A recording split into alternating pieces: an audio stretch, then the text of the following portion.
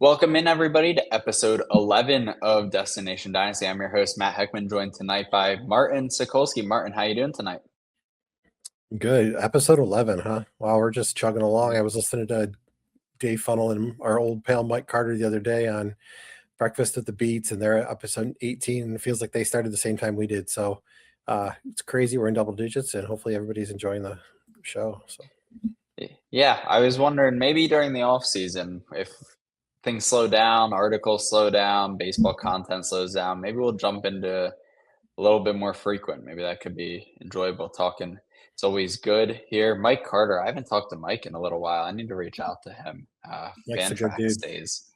Yeah, Yeah, he Mike just could had a be birthday this past weekend. So happy birthday, Mike. Happy belated birthday, Mike Carter. And you guys are doing a bang up job on your podcast Saturday morning. So happy birthday, Mike. Well, we are back. Just me and Martin tonight. Jacob was unable to join us, but we are back post trade deadline. Our last article was before the trade deadline. Now, obviously, it's been a little bit since the trade deadline. Martin, what was the biggest surprise for you from the trade deadline? What move really caught you off guard that you weren't expecting? yeah, it was definitely the Red Sox getting Adley Rutschman. That's just not a bias here. That's just fact. That was a shocker when I saw that come through. I heard some rumors that it was going to happen. I saw, Jared Carrabis had put something out there as well, and I was like, I don't know, but he's pretty dialed into the organization. And as soon as I saw that they had a deal in place, they were just waiting on the Red Sox to sign off. I was like, okay, that wasn't on my bingo card. So they haven't had a franchise catcher since Jason Varitek. I thought Kyle Teal would have been the guy, but obviously they went ahead and moved him in the Garrett Crochet trade. So getting Rushman is equal parts scary because of the injury history and some of the performance issues he's had over the last little bit, but also really exciting because he's still 28. He's still a really good defensive player and adds a lot of value in non-fantasy related things. So I think that was the biggest one for me. Yeah, no. I mean, that makes a lot of sense. I feel like I have a lot of Orioles friends. I went to college down in Maryland, and so it was heartbreak for them. I mean, just Yeah. to go from this is the next wave of Orioles to never winning a playoff game to trading the face of the franchise. I get why they did it. I understand the move. You have Basayo, you have a team that's just underperformed. You need to shake things up, but I mean, that just has to be such a gut punch to feel like you're going to be the next wave of almost dynasty-esque is kind of what it was considered. I feel like a few years ago they won 90 games and then it felt like they were going to be the team to dominate. They were the new Astros is kind of what it seemed like, and then never win a playoff game. And now that face of that rebuild is gone. Uh, I mean, selfishly, I was a little bit disappointed with the Phillies. Yeah. Not that I thought a rise was a bad move. Not that Killian's been terrible and now he's hurt. Brooks Raley was a good move. Those were all good moves. But seeing some of the prices, like the price for Taylor Ward, why would you not go get Taylor Ward, keep Bryce Harper at first base, and move Alec Boehm into a platoon role or a bench role? What is the purpose of that? And now the Phillies can't win a series to save their lives. So that was a little bit surprising. I was surprised about how aggressive the Twins were at the deadline. Not that they gave up a ton of high profile. I mean, Desan Hill was really probably the biggest name they gave up, but not that they gave up a ton, but they didn't sit back for a team that was supposed to be one of the worst in baseball, which was good to see. Like, I like seeing teams go for it. I mean, that's why MLB expanded the playoff pool. That was the purpose behind it, and now it's paying off with moves like that. So I feel like that really caught me off guard.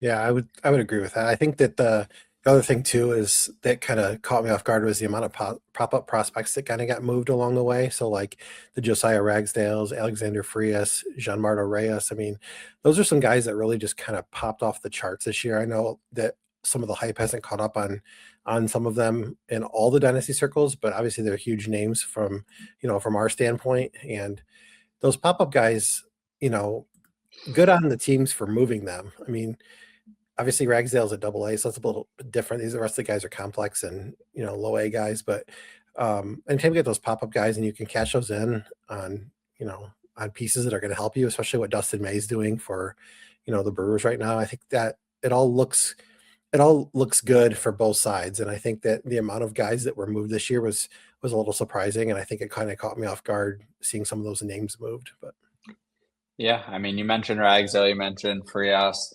I mean, even the Red Sox in that move for Rutschman. I mean, Anthony Ianson, like that was a big pop-up name. The Phillies when they moved Ramon Marquez. Like these are all names that I feel like are very buzzy names in the dynasty community, and now they have new franchises.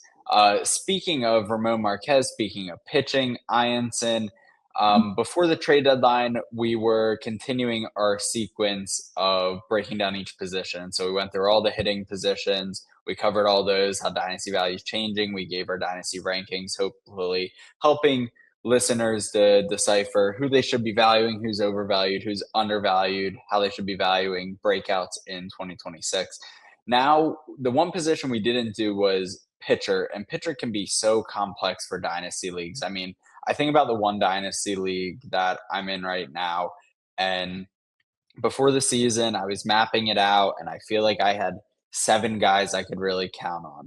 And then Crochet went on the IL, and Schwellenbach went on the IL, and Yasavage hasn't been able to stay healthy, and Palencia in my bullpen went down. And it's just like, as soon as you feel like you have pitching figured out, you really don't have pitching figured out. Now all of a sudden, Brandon Pfaadt is like my best pitcher that's helping out. Chase Burns is. But point stands that like it's so difficult to predict what pitchers are going to stay healthy, which pitchers are going to perform. Martin, how do you value the position in Dynasty? How do you target the position in Dynasty? What are some recommendations you have for listeners out there? I mean, you mentioned depth. I think depth is always the buzzword when it comes to starting pitching in Dynasty. I think the more depth you have, the better off you'll be. Even if it seems like you've got too many guys, like you said, guys get hurt or guys are ineffective. I've got 4 separate Dynasty leagues that I'm in. I've got a good crop of pitchers in these leagues, but when you look at the one league, I've got Schwellenbach's hurt. Freddie Peralta has been awful, which we'll get to him later on. I've got Nolan McLean, who's been kind of up and down. I had to trade for Joe Ryan to make it all work. In another league, He's I've hurt got now. yeah, right. He's hurt now. I've got Yamamoto, Cease, Gore, and Reiner Suarez in a league, and then my third league is a 30-team league. I've got Christopher Sanchez and Sonny Gray, and then I've got Peralta, who's been terrible. And so now I'm leaning on the Kyle Leahys of the world to get through, and that can be a little bit intimidating as well. So, so depth is obviously a thing. I like to have a lot of rotation stabilizers, what I call them. So those guys that are just kind of meh, that just keep you intact. The Michael Wakas and the Nick Martinez, who obviously is having a really good year, but and I like to use the Sparps as well. So I've got a lot of Ian Seymour and Carmen Majinski in a couple of leagues as well. Those guys are valuable because you can plug and play them, at different positions, especially in daily leagues. And then obviously prospect depth. We're prospect guys. We know how that works depending on the depth of your league, depends on how many guys you can keep in your, in your system. But prospect depth, whether it's, proximity plays, upside guys, combination of both. I like to have a good combination of, the 23, 24, 25-year-olds, and then the 17 and 18-year-olds that are kind of buzzy. So you never have enough pitching. I don't care who you are. You never have enough pitching.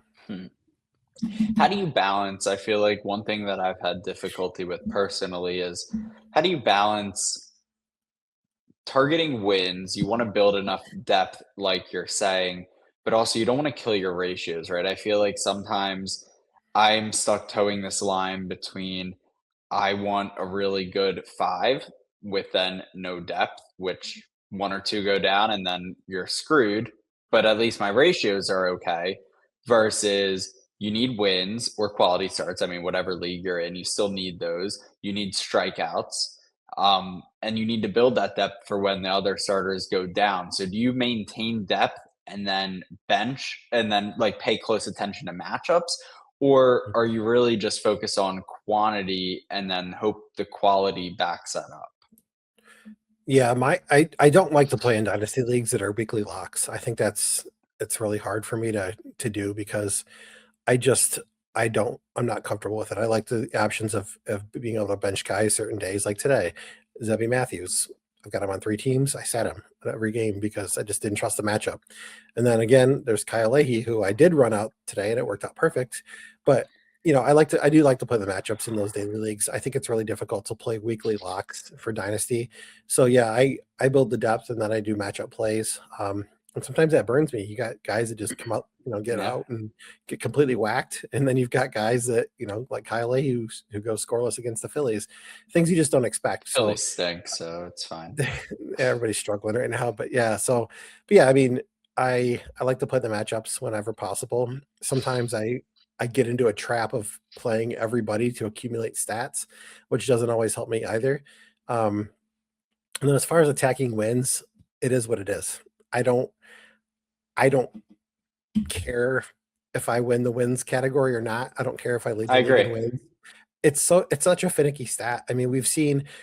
I'm in the Bub and the Bloom Discord, and every single night during our live, in the live games thread, it's there goes Seymour's win, there goes Cease's win, there goes Gore's win. Like these bullpens So are blowing games unpredictable. left and right. Yeah, and you just never know how it's going to go. And so wins for me, I don't even target wins at this point anymore because it's just not worth it for me. I don't stress about it. I'm worried about the ratios and strikeouts. So Yeah, I think paying attention to ratios is a really good point because I think one of the keys is knowing when you're going for quantity versus when you're going for quality. When you're looking at your lineup on Thursday or Friday and you're winning the ERA column, you're winning the whip column, you need to pay more attention to the matchups you're putting in because you want to win those categories versus you're winning in strikeouts, but you're nowhere close. You had a couple pitchers get blown up early in the week and your ERA is a 7. Throw everybody out there. Like, I don't care if Brandon Pfaadt's facing the Dodgers. If I need to win strikeouts, if he gives me 3 mhm, strikeouts, that can make a difference. I'm tanking, and that's a little bit different, right? I play in a lot of head-to-head leagues. Like almost all of me my too. leagues are head-to-head. That's when, which I like so much more. I think there's more strategy there. You never feel out of it in a sense, Mhm. which I really like. So big advocate for head-to-head leagues, but that's when like you pay attention to that. I'm tanking the ERA. Like I don't care this week. I'm not going to win it. I want to win strikeouts. I want to get at least one or two of those pitching categories, and then really focus on hitting, which feels a little bit more predictable. So Yep. now we're going to move. Usually for the every other position, we've done rankings, and we will sneak peek have a few rankings later on in the episode here, but it, ranking pitchers is too finicky here. There are too many. Eh, Ranking our top 20 pitchers isn't going to do the pitching field justice here. And so instead, we're going to get into some major league risers, major league fallers, minor league risers, minor league fallers. Guys that dynasty managers might be unsure exactly how to value. We're going to break them down. We're going to figure out what are the best path forward is, how to value them, moving forward for dynasty managers. And so some major league risers in last episode, if you missed that before the trade deadline, we already talked about Parker Messick and Braxton Ashcraft. Ashcraft's been struggling a little bit. Messick's been incredible for Cleveland out there.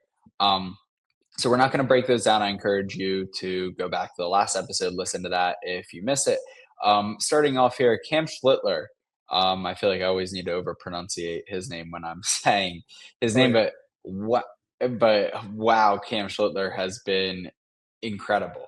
It's nothing short of incredible here this season for New York in his age 25 season. He's only 10-6, which is a little bit shocking through 25 starts. He owns a 2.21 ERA. Uh, just a breakout that very few. You started to get the buzz last year before he came up, and then he was very good, obviously, after he was promoted, but he also had a 3.74 FIP. It was how good could he really be? He has answered every question imaginable for him. Quick sidebar on Cam Schlittler. I was watching, this was 2 years ago. I was watching a Phillies minor league game. I forget who I was trying to watch in that game. Might have been somebody stupid like Devin Saltabon or something. But they were facing the Yankees, and Cam Schlittler was on the mound. And I was at the gym while I was watching this minor league game on my phone. Yeah, while I was watching a minor league game at the gym, you could tell how good of a workout I was getting. But I was like, interesting, Cam Schlittler, like he's throwing mid 90s, like he looks pretty good on the mound. I kind of did some searches, nothing came up. Didn't really think anything about him again until his name started to pop up last year. And I was like, man, maybe you should like trust your gut a little bit more. And like when you see something, like take note of it. It doesn't matter if everybody's caught on yet. Uh, But Cam Schlittler's been incredible this year. Enough of that little rant. Martin, is it fair to put him in the top tier of dynasty pitchers, or is he still like a second tier, third tier? Do you not fully trust him yet? No, I'm in on him. I've got him as my SP8, but he's number 33 overall, so that's pretty high praise considering. I think everything, using my pro speak here, I think he checks all the boxes. I mean, the four seamer is absolutely absurd. The cutter is really good. He's got the four seamers. Let's go back to that 98-mile-an-hour average, 19% swinging strike rate. The spin rates are elite on that. 192 XBA against his four seam. That's absurd. Like, that's just completely absurd. He's got the cutter that's really good. He's got the sinker that gets the ground balls, and the curveball effectiveness has gone way, way up. A 17% swinging strike rate with that pitch. But the biggest thing, he's cut his command in, his walk rate in half. He's a 5.4% walk rate versus, I think it was 10.2 last season. That's remarkable. I mean, the biggest thing I had on him was command, because it seemed kind of iffy last year, even in the playoff game I was watching against the Red Sox. It seemed like he, as good as he was, it just seemed like he was overthrowing a lot, and he was. But no, he checks all the boxes. He's a legit stud. I mean, it's not even that he's not a good pitcher. It's just the guys that are ahead of him, for me, they're just so elite. But I consider him in that elite tier. I think he's the bottom of that first elite tier. So, Yeah. The command has been incredible to watch that grow, and I feel like that's just elevated his floor so much. The one question I have is, he has an elite fastball. It's very, very good. You pointed out all of the stats, but that's his go-to strikeout pitch. And not that that can't be a go-to strikeout pitch. I mean, like you said, it's incredible. But are you worried at all about, like, he doesn't get a ton of whiffs or a ton of strikeouts on breaking pitches. The curveball has a high whiff rate, 39.3%, but he only throws that 8.3% of the time. The cutter, 23.4, like, fine, not elite. The sinker, obviously a ground ball contact pitch there. It's really the four seamer up at 34.4%. And his strikeout rate is incredibly high, up at 31.4%. It just feels like a fastball first pitcher in terms of strikeouts, that doesn't usually map to a 31.4% strikeout rate. And so while I'm there on the floor increasing, I feel like I'm still just a little bit skeptical on that strikeout rate maintaining what he's posted so far this season. yeah, I think that was my concern coming into the year too. And then I think the curveball really just kind of gave me enough encouragement that I think he's going to be fine. I mean, when you think about just having that little bit of wrinkle, in your game, and with the sinker changing eye levels, the cutter changing, going east west, the four seamer can play up, it can play down. I think he's fine. I mean, I guess there's a concern that maybe the curveball doesn't become as effective, and maybe the fastball takes a little step back. But even then, I still think we're looking at a guy who's in the upper 20s for strikeout rate, and given that his command is so good, I think it'll still play. I mean, if we consider guys like Sandy Alcantara used to be elite, right? With a, mid-20s strikeout rate because of his command and the way he was getting things done. I think Schlittler is just fine in that regard. Yeah, I mean, I was playing a little bit of devil's advocate there. He's my starting No, I pitcher for. I completely get it. Yeah.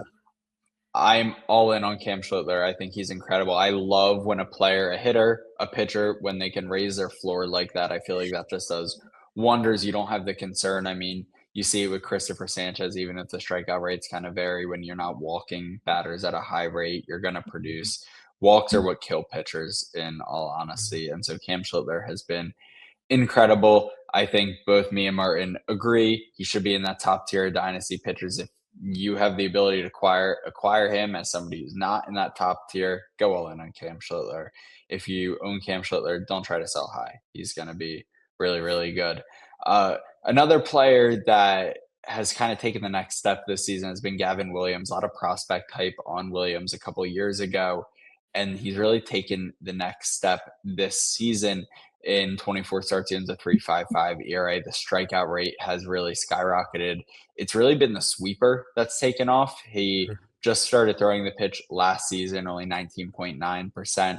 That's up to 28.5% this season. His most used pitch, rightfully so, a 43% whiff rate on that sweeper. See, that's what I like to see from my best strikeout pitch, a pitch I know is going to continue to generate whiffs. Four seamer still up at 30.9%, curveball up at 28.6%. I feel like the prospect fatigue for Williams really set in. And so now dynasty managers don't know what to do. They almost wrote him off. The hype was too high. And now he's putting it all together. Is this a real breakout, Martin? Like, is this something dynasty managers should be all in on acquiring? Is he a top 10 pitcher? Is that too lofty? Or is this just a flash in the pan and the inconsistencies are part of who Gavin Williams is? No, I think the breakout's long overdue, in my opinion. I mean, we're looking at a guy that's, physically, he's got the size, 6'6", big frame. The stuff has always been really good. He's pitches in a really good ballpark for pitchers. The command has always been the inconsistency, and that's what's led to the performance being the same way, inconsistent. But it's like you looked at my notes because I wrote that he's got he added the sinker and the sweeper both ahead of last season. The sweeper is getting the big whiffs. The sinker is, getting a lot of called strikes, and then it's making all of his hard contact that he's giving up go on the ground, which is keeping, the ERA down and some of the ratios down. So I think it's been one of those things where Williams has been kind of always been the darling of the prospect world, that the guy that we were just kind of waiting for him to figure it out, and would he ever do it? And I think now that he's done it, it makes us all feel better about ourselves because we all thought he would. I don't think he's a top 10 pitcher by any stretch of the imagination. I don't think he's quite at that level. I don't know if the consistency is there. And there's still some concerns about the health as well. So I've got him as a SP21 overall, which I think is still pretty high. In my opinion, I think, let me look where I've got him at. You're getting a sneak preview of my Dynasty piece that'll come out later in the month. I've got him inside the top 85 overall in Dynasty. And so I think he's legit. I think I've been waiting on Williams for a long time, and he's arrived. So Yeah, no, I totally agree with that. I think what's interesting is the home runs are still up, and so you see the walk rate has come down, but the home runs are still up. I'm trying to pull up what his bad pitch percentage is on Pitcher List PLV, because I feel like that gives a pretty good indication on kind of how good, even if the walk rate, man, am I up at 43.4%. Let's see. Doesn't look bad. Hunter Brown is really high. yeah, he's not Trey been very good this year. Savage. No, but he's been better lately because I picked him up in that guillotine league. I'm down to the final 5 teams. I picked him up. He's been pretty good. All right, I'm still scrolling, so it can't be that bad. The search I would, filter. if I had to guess year over year, I would say he's cut it down by, I don't know, 5 to 8% is my guess from last year. He's done a lot more competitive pitches. He's Yeah. generally been around the plate a lot more, and it showed in his numbers. This PL Pro dashboard is incredible.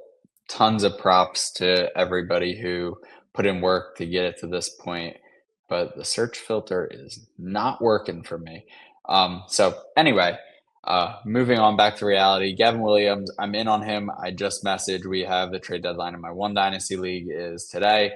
One of the managers has been thinking about selling Gavin Williams or trying to move him. I've kind of played coy about acquiring him. I actually just messaged him and I was like, okay, maybe I'm in a little bit on acquiring Gavin Williams. I think he's really good, and he had the hype before, and now he's just putting it all together. Still only 27 years old, so he just turned 27 as well. So a lot of youth, a lot of development left. Moving on to Dodgers pitchers here, I feel like it is impossible to value Dodgers pitching right now. I mean, Blake Snell just came back. Tyler Glasnow still in the IL. They obviously acquired Turek Skubal. That's big 3 right there.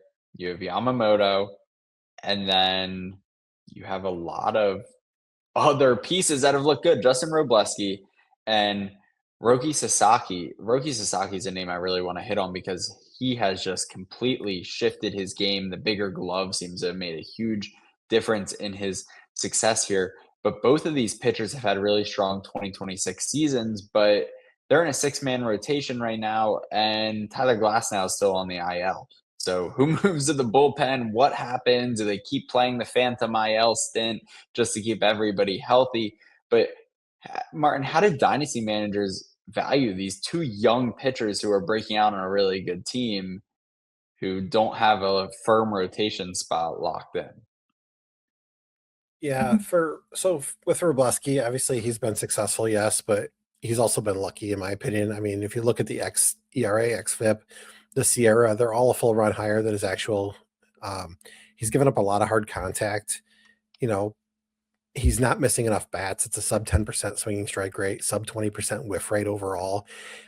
He's got a couple things going for him. One, he's got elite team context. Well, until lately, but they're always going to score runs for him. They're gonna catch the ball. You know, he's gonna be in a position to win the game more often than not, which is why he's got 12 wins or something like that.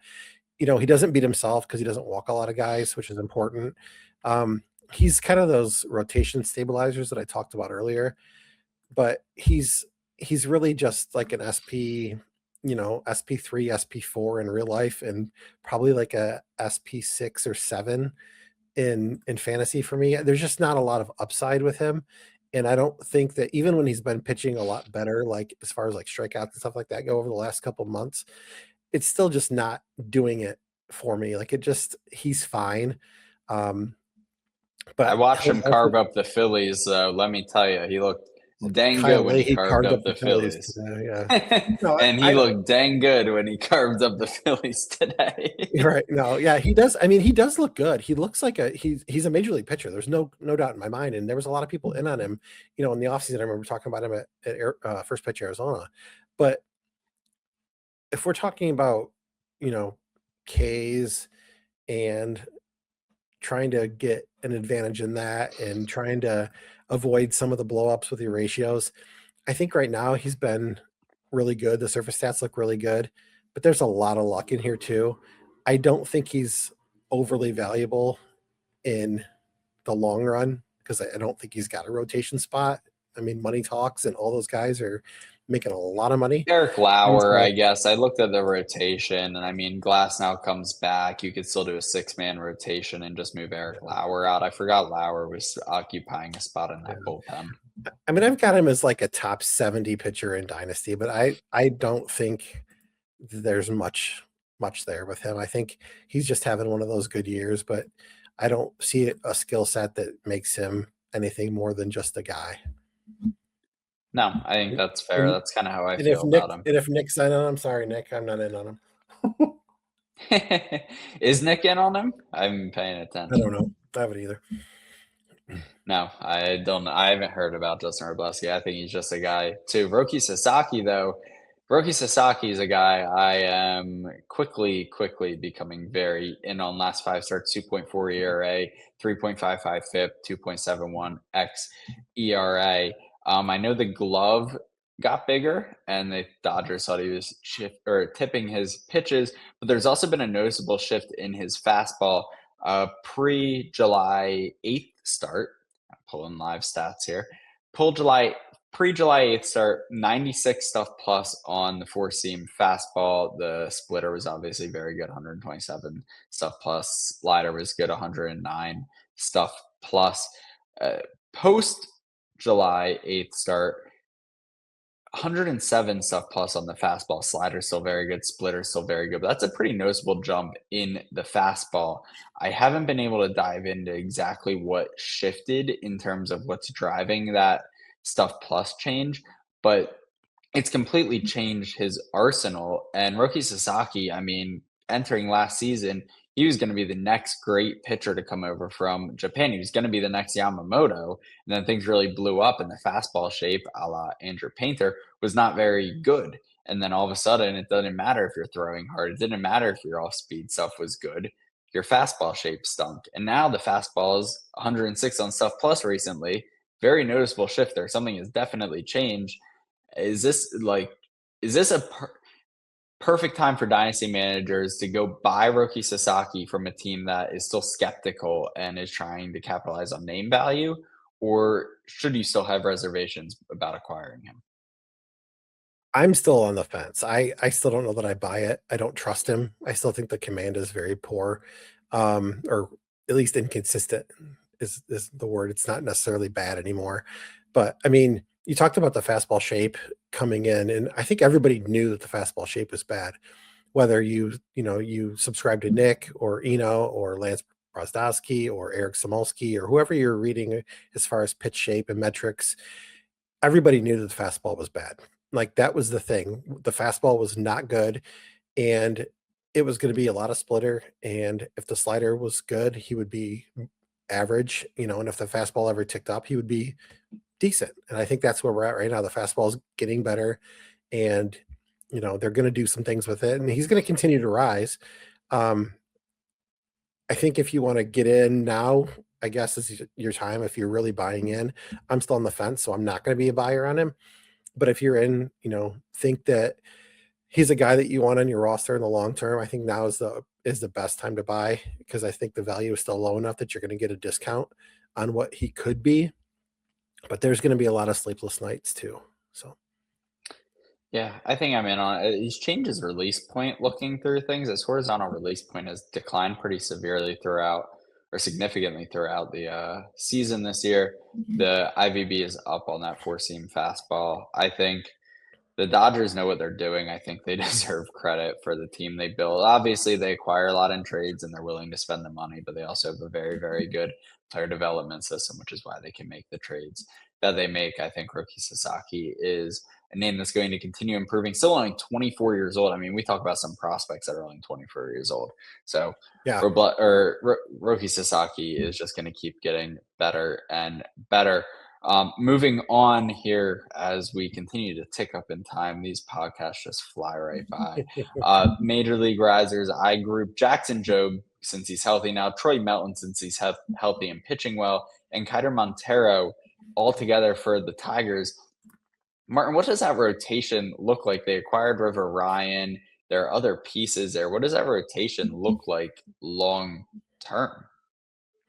yeah. I mean, I think it's solid. I think that Job obviously is going to headline that rotation. There's a lot of up and down on River Ryan, whether you're in or out. I mean, the guy's almost 30 at this point, so it is what it is. There's a lot of opinions out there on River Ryan. If you just put it into the old Twitter machine, you'll get some stuff. But obviously, Job is the cream of the crop there. He is unlike the others in this conversation. I mean, he's a former number 3 overall pick. He was the number 1 pitching prospect in baseball at one point or close to it. He's still only 23. He's already had the surgery. It's He's only 23. He's still only 23. Yeah. Yeah, it's insane. Oh my But gosh. he just came back the other night. He looked good. He just turned 24, okay? He just turned Okay, 24. I'm not crazy. okay. Yeah, okay. But I mean, so he looked pretty good the other night. Obviously, we've got a lot of stuff left to see. It was just one start.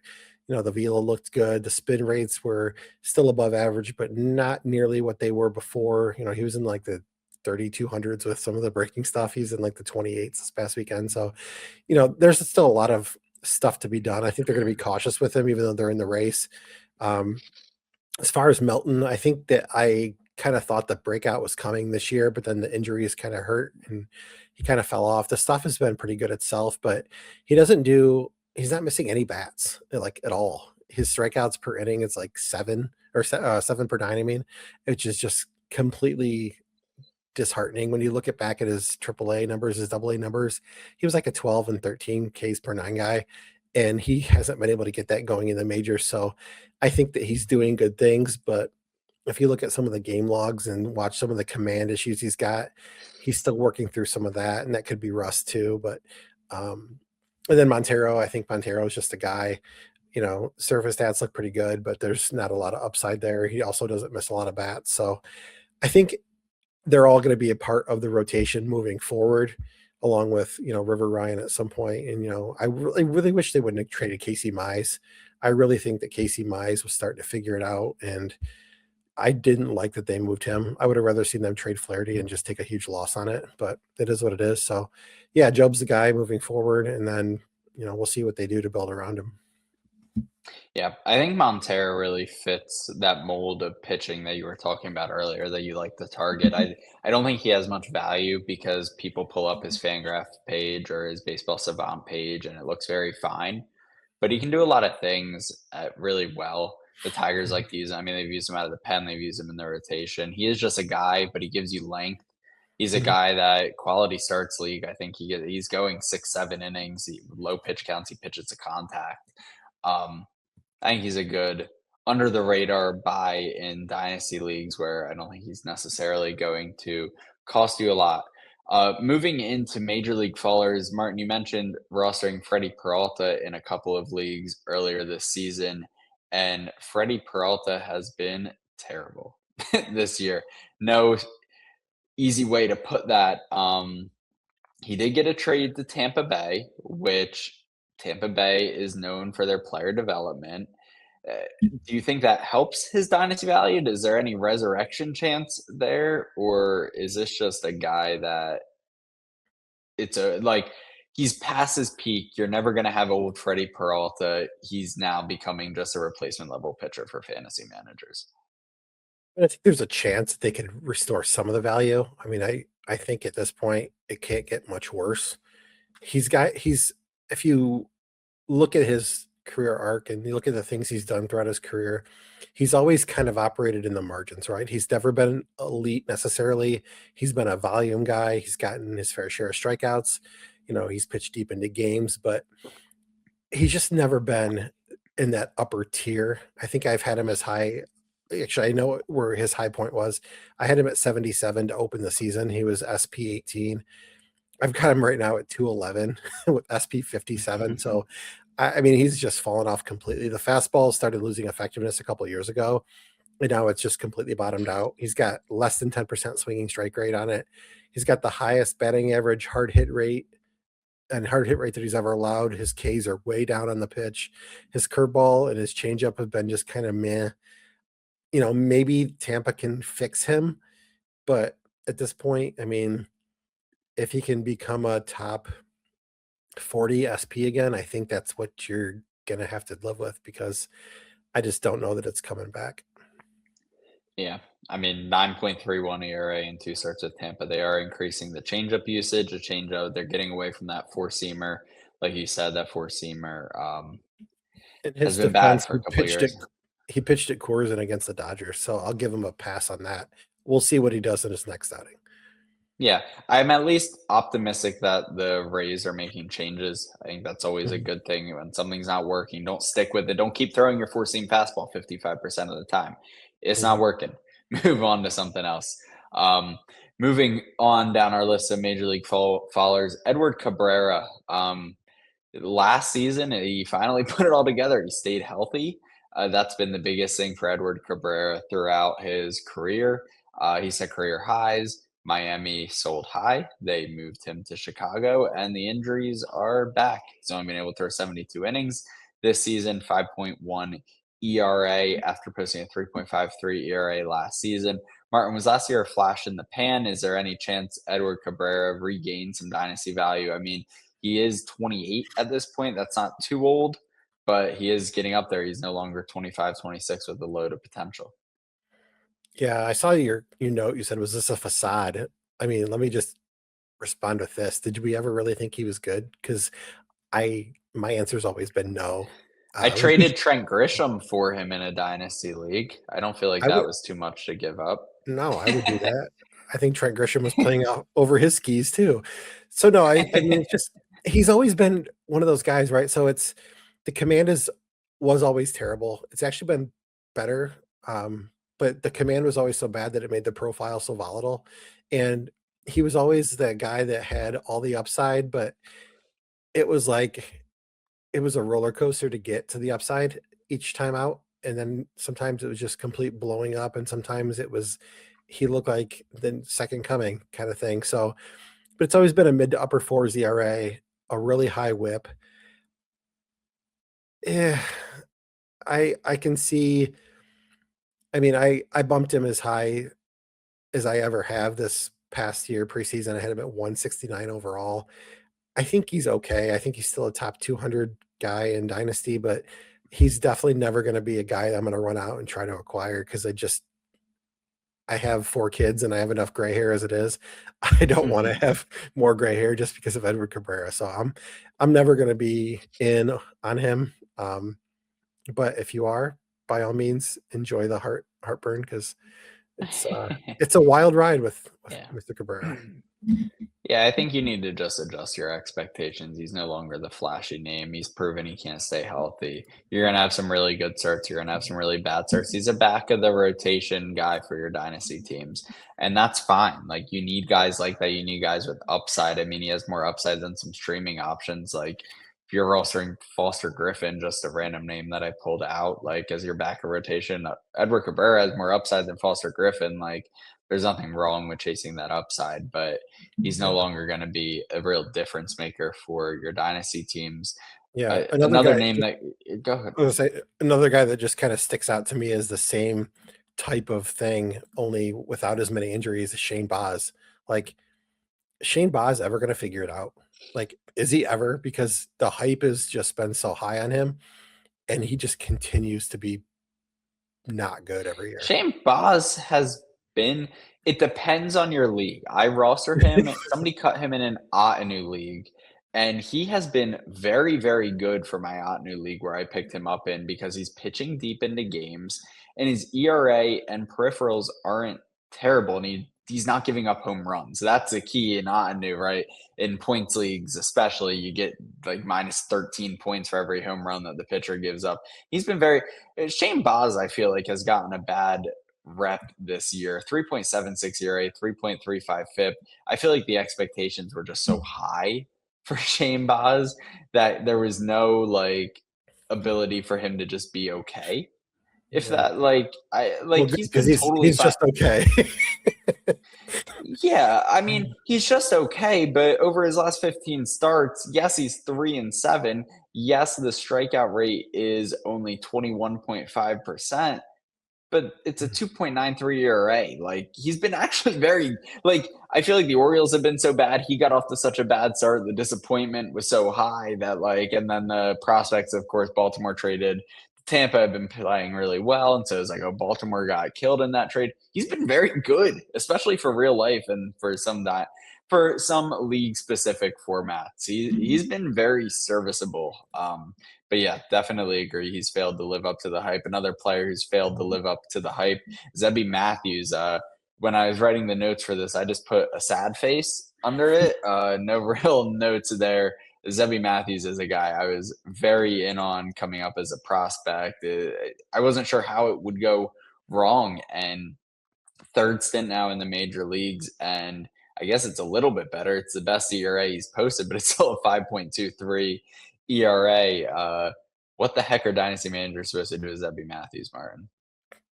uh, as someone who has Zebby in I think 2 of my 4 leagues, maybe 3 of my 4 leagues, you play the matchups and just hope you don't get killed. I don't know. I don't know what happened. I don't know what happened. We're talking about a guy who I think it was 36 innings in a row where he didn't walk a single hitter in the minor leagues, which is just absurd. Like it was the pinpoint command and control, the put it anywhere kind of George Kirby type stuff, right? That's what Zebby was going to be.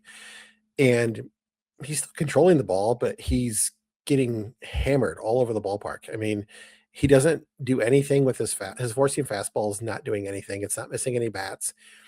If his breaking stuff wouldn't have developed the way it has, he wouldn't even be a major leaguer at this point because it's just the Right. fastball is really bad.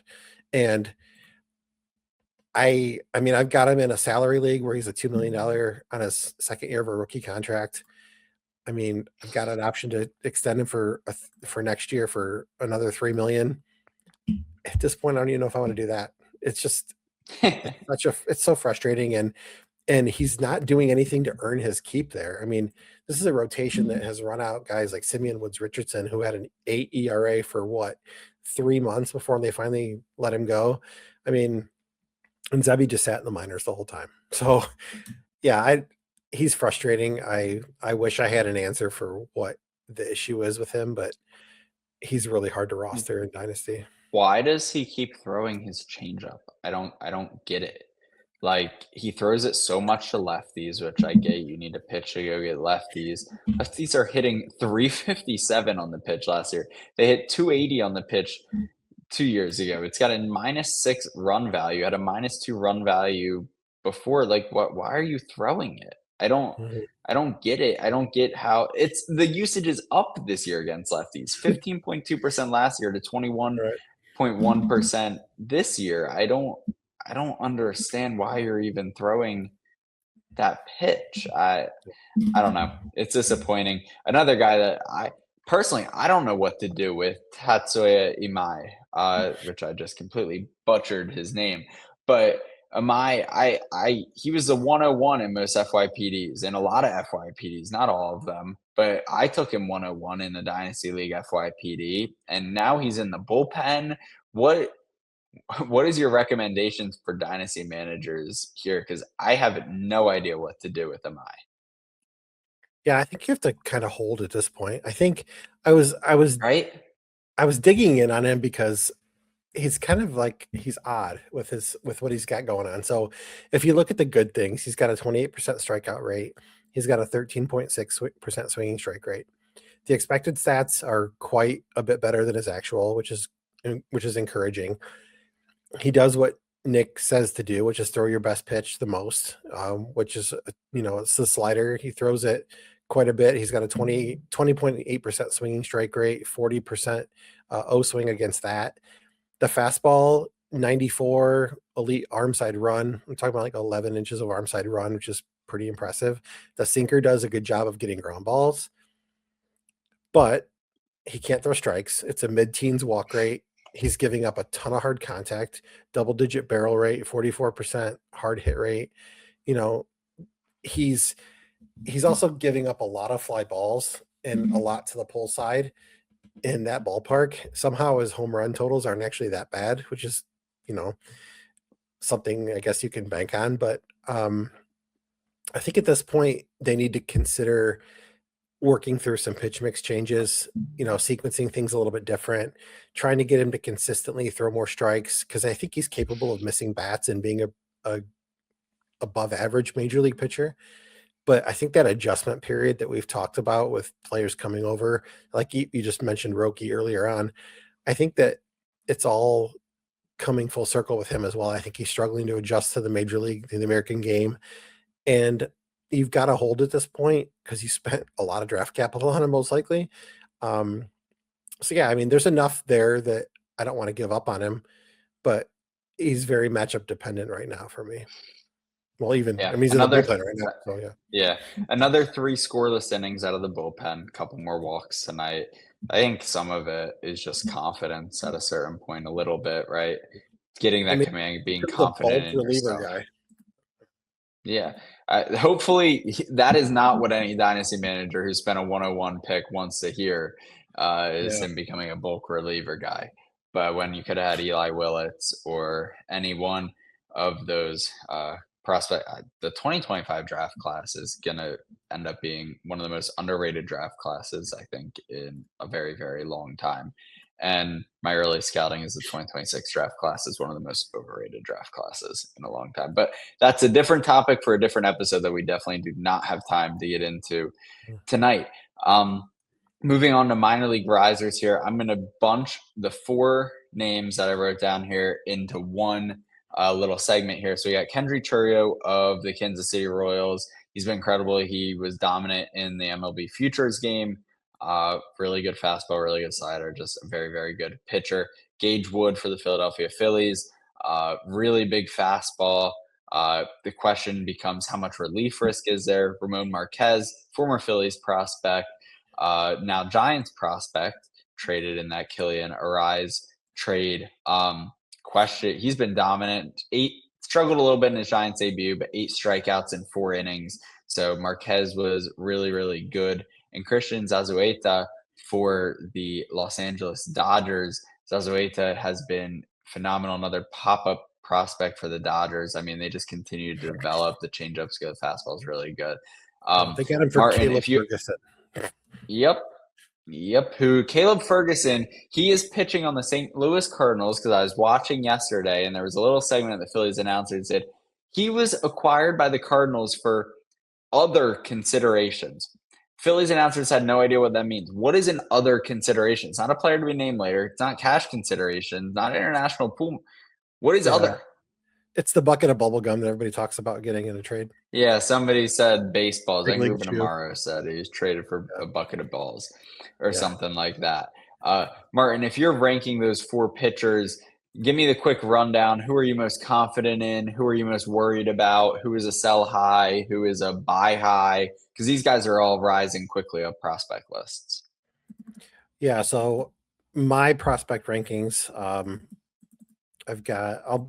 I'm pulling it up right now, but just at a high level, my thoughts on Kendry Chourio. I think he's really good. I have some questions about the durability because he's really small. He's like 6 foot, like 180. So that's a little, I'm a little worried about that. But the command and the control seem very good. The stuff is really good. Gage Wood, I think everything's there to be a frontline starter. The body is definitely there. He's got the physicality. A little concerned about the depth of his arsenal, but he's getting it done right now. Marquez, a little concerned with the third lack of a third offering, but he's still super young. I can see that changing quickly. Zazueta is a guy that I really, really enjoy. He's my buy high. I think he's the easiest buy high for me right now. I think he's the most affordable because I think Chourio, if you try to buy high in Chourio, you're going to pay out the wazoo for him. I did want to point out too that Chourio has not pitched in 3 weeks. Their workload managing him, so I think he's probably done for this point this year. Zazueta is on the dev list. They put him on the dev list on the 7th, so his season is likely done as well. I had concerns about workload for both of them, and neither one of them are going to go past. They're both at 78 and 2/3 innings, which is kind of ironic, but That's funny. neither one of them are going to get to that point. So for dynasty purposes, prospect purposes, I've got them ranked Chourio, Wood, Zazueta, and then Marquez. So, but Yeah, all four no, are good pitchers. Yeah, no, all four are good pitchers. I think I'm with you. I have Chourio the highest. He's kind of in his own tier. And then Zazueta is my second prospect. I really like what both of those pitchers have to offer in terms of arsenal, in terms of fastball, in terms of depth of their arsenal. I am concerned about Gage Wood. I do not share that optimism. If there was a Phillies prospect, I was hoping they would cash in. Sounds bad because I do like Gage Wood and the potential is there. The fastball is really good and the slider is good, but I would not have hated selling high on him. I think there's a ton of relief risk there, lack of depth in that arsenal. Sure, you could point to Spencer Strider. Sure, you can do it with 2 pitches at your peak. Yeah, I worry about how that fares against major league pitching. Ramon Marquez, you echo the same concerns I have. I think he's definitely the lowest in my rankings. And if I'm rostering him, he's somebody I'm fine selling high on. Yes, he's young. Yes, he's looked really, really good, but he's a sinker ball pitcher generating a lot of strikeouts without a third pitch. And that concerns me because sinker ball pitchers don't tend to generate a ton of strikeouts. A lack of a third pitch tends to point to relief risk there. Yes, he's young. Yes, he has time to develop. He's the sell high for me. Gage Wood is probably the guy I'm holding. I totally echo Martin's concern. You can't really buy high for Chourio at this point. Chourio is a very popular name. Zazueta, if you can still acquire him, he is definitely somebody I would go out and grab before your trade deadlines. Minor league fallers here. We talked about Brody Hopkins and Jonah Tong last week. Like I said earlier, if you missed that episode, or 2 weeks ago, I guess, I encourage you to go check that out. We talked a little bit about what's going on there. Another Mets prospect, and then a Cubs prospect here, 2 minor league fallers, Jack Wenninger and Jackson Wiggins. For both of these pitchers, the concern is walks. I mean, they just cannot throw enough strikes. And that's a concern with Brody Hopkins. That was a concern with Jonah Tong. These guys get to AAA, and yes, the stuff looks really good, but they can't throw enough strikes to consider a major league promotion. I mean, Jackson Wiggins should have had every chance. I know he was hurt earlier in the year, but that Cubs rotation was so thinned out with injuries before the trade deadline. He should have every opportunity to crack that major league rotation and earn a spot. And he can't throw a strike to save his life. I mean, what are dynasty managers doing with these 2 pitchers here who were gaining a lot of steam before the season started? Yeah, with Wettinger in particular, I think that the Mets in general with their pitching, they've got a lot of guys that can't throw strikes at all. I mean, we're talking about Wettinger, you talked about Tong. I mean, we could even go and look at Brandon Sproat when he was there. Like, he doesn't throw strikes either. And honestly, Santucci now is having that issue in AAA. The walk yeah, rate's way up in a couple AAA starts. and as much as I love him and as high as I have him ranked, Nolan McLean doesn't throw a lot of strikes either. To be honest with you, he's got a lot of command issues as well. So I think that that's just one of those things in their system. That's one of their weaknesses where they just can't throw strikes. Wenninger's got the stuff to be good, but right now he can't throw strikes. And when he does throw strikes, he's getting blown up. Um, I don't think there's any questions about like durability or the physical traits or even the stuff. He just can't get enough strikes to make it work. And then Wiggins has just been bad since he's come back. I think he's probably either still hurt or he's just really rusty. But his ERA since he's been back is over 10. He's got 19 walks in his last 15 innings. Like, it just hasn't been good. The velo, at least, it looks decent. Some of the metrics and stuff on shape and things like that at least are in the same ballpark they were in before, which is encouraging. But yeah, he just hasn't gotten it figured out since he's been back. And at this point, I don't see him coming into the majors this year, even as beat up as they've been and all the depth that they have now. I just can't see him making it up this year. And I know he's a guy that you've been high on before. So, Yeah, I have been really high on him. Trent Grisham, home run. There you go, Martin. Trent Grisham oh, you're overperforming. you're a Uh, little bit ahead of me. oh, sorry about that. Spoiled it. There it Trent goes. Grisham, home There run it goes. incoming. Yeah, Bet on it real quick. No, I'm yeah, kidding. you're Don't right. bet on that. But yeah, Jackson Wiggins, I worry at what point do the Cubs look at him as a reliever because the fastball is really, really good and it plays up. And he has never thrown more than 78 innings in a professional season. And he's 24 years old. He's dealt with arm issues, shoulder issues, all of the above. So at Yeah, what point does he transition into a relief role? I think that's growing. That his concern is brother growing too. louder and louder, especially. Yeah. His Yeah. brother too. Carson. Speaking of the Yep. Mets pitchers that can't stay healthy and can't throw strikes, Carson Wiggins, ladies and gentlemen. Carson Wiggins, where did he rank in my new top 15? I want to say he ranked 15th. I want to say maybe 16. He might have just missed the top 15 update. Yeah. But spoiler pitcher list viewers, followers, we'll have a new top 15. They're coming out this week, next week for every division. So stay tuned for that. And PLO Pro, we'll have the rankings updated in the PL Pro dashboard as well. Speaking of rankings, we couldn't resist. We did want to rank our top 5 starting pitchers for Dynasty. You can't really go wrong with any of these. I was really struggling with how to rank these pitchers, especially with all the Paul Skeens news recently. He still ranks as my top pitcher for Dynasty. I just think the stuff has been so good in the past. I think he has such a high floor. The ceiling is really high. I think Paul Skeens is really good. Tariq Skubal ranked at 2 for me. Chase Burns at 3. Cam Schlittler, like I mentioned earlier, at 4. And Jacob Mizurowski comes in at number 5. I wanted to get Christopher Sanchez in, but he just missed at 6th. Martin, what do you got? You're never going to believe this, Matt. I have Jacob Mizurowski at 1 now. I never thought I'd see the day. I was out on him so You were hard. lower on him than me, and I wasn't high on him. Yep. I missed it, and you were even lower than I was on him. Yep. I just moved him ahead of Skeens yesterday. I just think that I love Paul Skeens. I love everything about Paul Skeens. I like what he does in the community. I like what he stands for. I like that he was in the service. I like everything about Paul Skeens. I think that something is wrong physically at this point. You have to, given the velo drops and the ineffectiveness. And rightfully so. There probably should be. He's got a lot of wear and tear on that arm over the last couple of years, even though they've tried to baby him. He's still a horse. I still think he's going to be a really great pitcher long term. I don't think you're wrong by having him first. So I've got Mizurowski 1. I've got Skeens at 2. I've got Skubal at 3. I've got Burns at 4, and I have Christopher Sanchez at 5.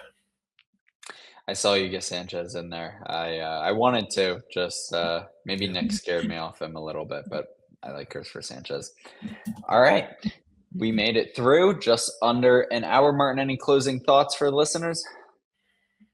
No, I think that this is an exciting time of the year to be in Dynasty. I think a lot of you are probably either at your trade deadlines or getting close to it. feel free to message us in the Pitcher List Discord with questions. Feel free to message us on the socials with questions. Whatever you have to do, tag us in posts.